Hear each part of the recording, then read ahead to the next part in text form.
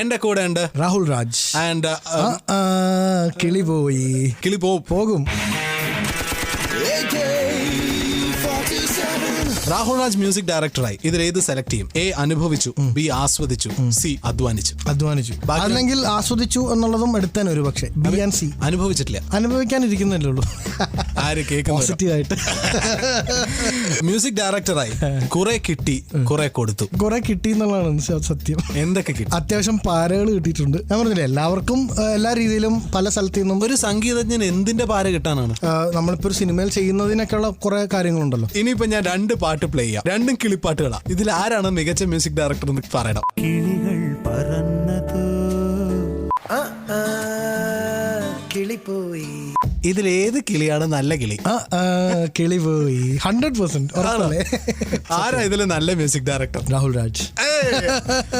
അത് അഹങ്കാരാണോ അതോ what you say for that? അത് സത്യം. അതായത് നമ്മളെല്ലാവരും മികച്ച വർക്ക് ചെയ്യണം എന്നാണ് എല്ലാവരും ആഗ്രഹിക്കുക. അപ്പോൾ നമ്മള് സ്വന്തമായിട്ട് നമ്മളെ ഇഷ്ടമില്ലെങ്കിൽ പിന്നെ ആര് നമ്മളെ ഇഷ്ടപ്പെടും? I like myself, I like my music very much. സത്യം ഫ്രാങ്കായിട്ട് പറയുകയാണെങ്കിൽ ഞാൻ തന്നെയാണെന്ന് എനിക്ക് തോന്നുന്നു. Choose one. Gramophone, cellphone, saxophone, telephone. Saxophone. ഋതുല വേനൽക്കാട്ടിൽ അങ്ങനെ 2-3 പാട്ടുകൾ നന്നായി യൂസ് ചെയ്തിട്ടുണ്ട്. ഭയങ്കര ഇഷ്ടമുള്ള. ഞാൻ പ്ലേ ചെയ്യില്ല, എന്നാൽ പോലും അത് നന്നായി പ്ലേ ചെയ്ത് കേൾക്കുന്നത് എൻ്റെ ഒരു വലിയൊരു പാഷനാണ്. എന്റെ പാട്ടിന് ചൂസ് വൺ. ഓസ്കർ വേണം, എന്റെ പൊന്നോ. ഗ്രാമി വേണം, നാഷണൽ അവാർഡ് വേണം, സ്റ്റേറ്റ് അവാർഡ് വേണം. സ്റ്റേറ്റ് അവാർഡിൽ തുടങ്ങാം, എന്നിട്ടല്ലേ ബാക്കി കാര്യങ്ങൾ. കഴിഞ്ഞ ആഴ്ച സ്റ്റീഫനോട് ചോദിക്കായിരുന്നു, സായിപ്പന്മാര് സൗത്ത് ഇന്ത്യൻ മ്യൂസിക്കിലേക്ക് കണ്ണുതൊട്ട് തുടങ്ങി തോന്നുന്നുണ്ടോ? സൗത്ത് ഇന്ത്യൻ മ്യൂസിക്കിന് ഒരു കൾട്ടുണ്ട്, ഒരു കൾച്ചർ ബാക്കിംഗ് ഉണ്ട്, ഒരു ആയിരക്കണക്കിന് വർഷത്തിന്റെ ഒരു സാംസ്കാരിക പശ്ചാത്തലമുണ്ട്. നമ്മളുടെ മ്യൂസിക്കിൽ എന്തൊക്കെയോ മിസ്റ്ററി ഉണ്ടെന്നൊക്കെയാണ് സായിപ്പിന്റെ വിചാരം എന്ന് എനിക്ക് തോന്നുന്നു. കാരണം നമുക്ക് വെസ്റ്റേൺ മ്യൂസിക്കിനെ കുറച്ചും കൂടെ എളുപ്പത്തിൽ കൈകാര്യം ചെയ്യാൻ പറ്റുന്നുണ്ട്. പക്ഷെ അവർക്ക് നമ്മളുടെ മ്യൂസിക് കൈകാര്യം ചെയ്യാൻ അത്ര എളുപ്പമല്ല. കാരണം നമ്മുടെ മ്യൂസിക്കിന് ഒരു വളരെ പഴയതായിട്ടൊരു പഴമയുടെ ഒരു ഹിസ്റ്ററി തന്നെ ബാക്കിംഗ് തന്നെ ഉണ്ട്. അത് മനസ്സിലാക്കണമെങ്കിൽ നമ്മുടെ സംസ്കാരം സെൻസ് വേണം, സെൻസിറ്റിവിറ്റി വേണം എന്നൊക്കെ പറയുന്ന പോലെ, സെൻസിബിലിറ്റി വേണം എന്നൊക്കെ പറയുന്ന പോലെ ഒരു വലിയൊരു കൾച്ചർ മനസ്സിലാക്കിയാലേ നമ്മുടെ മ്യൂസിക്കിലോട്ട് ആഴ്ന്നിറങ്ങാൻ പറ്റുള്ളൂ. സോ ഇമാജിൻ എന്തെങ്കിലും ഒരു ദിവസം ഓസ്കറിലേക്ക് നോമിനേറ്റ് ചെയ്യാം, അല്ലെങ്കിൽ ഒരു ഗ്രാമി ലെവലിലേക്ക് ഉയരാൻ പറ്റുന്ന ഒരു നാടൻ പാട്ട് നമുക്കുണ്ട് എന്നുണ്ടെങ്കിൽ ഏതായിരിക്കും പാട്ട്? പ്രോബബ്ലി എനിക്ക് നമ്മുടെ മലയാളം നാടൻ പാട്ടുകളിൽ CJ കുട്ടപ്പ മാഷ് കമ്പോസ് ചെയ്ത് പാടിയൊരു പാട്ട് ഞാൻ ഈ അടുത്ത് കേൾക്കാൻ, ഒരു കുട്ടീനെ ഒരു ലല്ലബൈ പോലത്തെ ഒരു പാട്ട് കേൾക്കാനിടയായി. അതിനെ പ്രോബബ്ലി ഒരു ഓർക്കസ്ട്രൽ ഫ്ലേവറിൽ ചെയ്ത് കഴിഞ്ഞാൽ അതിനൊരു ഭയങ്കര പോസിബിലിറ്റി എന്ന് തോന്നുന്നു. ഒന്ന് മൂളോ?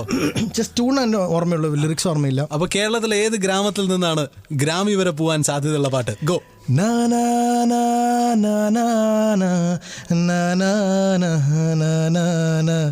വാവേ വാവോ വാവേ നന്നരീരേ തരരേ തരരേ. ഇത് പ്രോബബ്ലി ഒരു വലിയൊരു ഓർക്കസ്ട്രൽ ബാക്കിംഗ് ഒക്കെ ചെയ്ത് കഴിഞ്ഞാൽ ഒരു വലിയ പോസിബിലിറ്റി ആണെന്ന് എനിക്ക് തോന്നിയിട്ടുണ്ട്. Super. And that's Rahul Raj with me on star ജാമിൽ. ഇവിടെ ടൺ കണക്കിന് fun. It's time for AK-47. Don't shoot. I will shoot you. എന്റെ കൂടെ ഉണ്ട്. Hi, this is Rahul Raj on Club FM Star Jam. Are you ready? I am the ready. Here the we the go. Rahul Raj, Malayalam music ഇൻഡസ്ട്രിയിലെ ഇന്നത്തെ top 3 കമ്പോസേഴ്സിന്റെ പേര് പറയുകയാണെങ്കിൽ rank number 3 Gopi Sundar, number 2 M Jayachandran, number 1 Rahul Raj. ഞാനുണ്ടാവും അതിന്റെ അകത്ത്. ടോപ്പ് 5 ആണെങ്കിൽ ബാക്കി 2 പേര് ആരൊക്കെ ആയിരിക്കും? ദീപക് ദേവ് ആൻഡ് ഷാൻ റഹ്മാൻ. പിന്നെ ഒരു എക്സെപ്ഷണൽ കേസ് ഉള്ളത് ബിജി ബാലാണ്. എനിക്ക് തോന്നുന്നു ബിജി വേറൊരു ക്ലാസ്സിലുള്ള ഒരു കമ്പോസർ ആയിട്ടാണ് എനിക്ക് ഫീൽ ചെയ്തിട്ടുള്ളത്. And Rahul Raj, how do you rate your self? 10 mark ഇടുക. ഒരു 7.1, 7.2. കിളിപോയി പാട്ട് 10 മാർക്ക് ഇടുക. 8.5. ഇൻഡസ്ട്രിയിലെ പാര 10 മാർക്ക് ഇടുക. 8.9. 8.9 പ്രോബബ്ലി. മലയാളം സിനിമ ചെയ്താൽ കിട്ടുന്ന കാശ് 10 മാർക്ക് ഇടുക. 5 out of 10. തെലുങ്കിൽ സിനിമ ചെയ്താൽ കിട്ടുന്ന കാശ് 10 മാർക്ക് ഇടുക. 9.8 out of 10. ശ്രേയ ഘോഷലിന്റെ ബർത്ത്ഡേ ആയിരുന്നു കഴിഞ്ഞ ആഴ്ച. അതെ അതെ. രാഹുൽ രാജ് ശ്രേയ ഘോഷലിനെ വെച്ച് പാടിപ്പിച്ചിട്ടുണ്ട്. ഒരു മലയാളം സിംഗറിന് കൊടുക്കുന്നതിന്റെ എത്ര ഇരട്ടി രൂപ വളരെ അധികമാണ് ശ്രേയ ഘോഷലിന് കൊടുക്കണം? അതെ അതെ. അത് എത്ര ഇരട്ടിയാന്ന് ചോദിച്ചു കഴിഞ്ഞാൽ ഒന്നും പറയാൻ പറ്റില്ല. ഇല്ല, എന്തായാലും 10 രൂപയാണ് ഒരു മലയാളം സിംഗറിനെങ്കിൽ ശ്രേയ ഘോഷലിന് എത്ര? into 10 ആണോ? ശ്രേയ ഘോഷൽ കേരളത്തിലേക്ക് വന്നത് മറ്റു പല മലയാളം സിംഗേഴ്സിനും ഒരു വിനയായിട്ടുണ്ട്. True or false? I think true to an extent. അതിന് കാരണക്കാരൻ നിങ്ങൾ മ്യൂസിക് ഡയറക്ടേഴ്സ് ആണ്. True or false? ട്രൂ എന്ന് പറയാം. കാരണം ഫാൾസ് അല്ല, കാരണം നമ്മളും കൂടെ സമ്മതിക്കുന്നതുകൊണ്ടാണല്ലോ അങ്ങനെ നടക്കുന്നത്. ചില സിംഗേഴ്സ് എങ്കിലും പരിഭവം പറഞ്ഞിട്ടുണ്ട് ഈ കാര്യം. തീർച്ചയായും പറഞ്ഞിട്ടുണ്ട്, കാരണം അത് സത്യമായിട്ടുള്ള കാര്യമാണ്. ശ്രേയ പാടിയ ഏറ്റവും ഇഷ്ടപ്പെട്ട പാട്ട് രാഹുൽ രാജ് പാടും.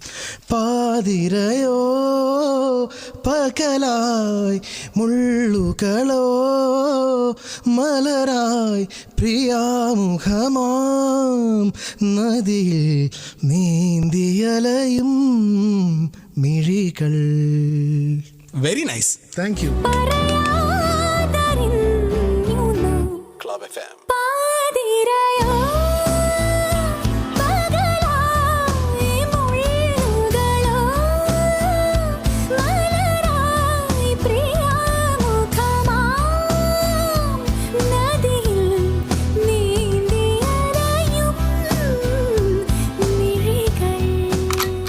കണക്കിന് ഫണ്ണിലുള്ള റൗണ്ടിലേക്ക് പോവാണ്. എന്റെ കൂടെ ഉണ്ട് രാഹുൽ രാജ്. രാഹുൽ രാജിന് 10 ക്വസ്റ്റ്യൻസ് വരും. ഓക്കെ. ട്രൂ ഓർ ഫാൾസ് എന്ന് പറയണം. ഷുവർ.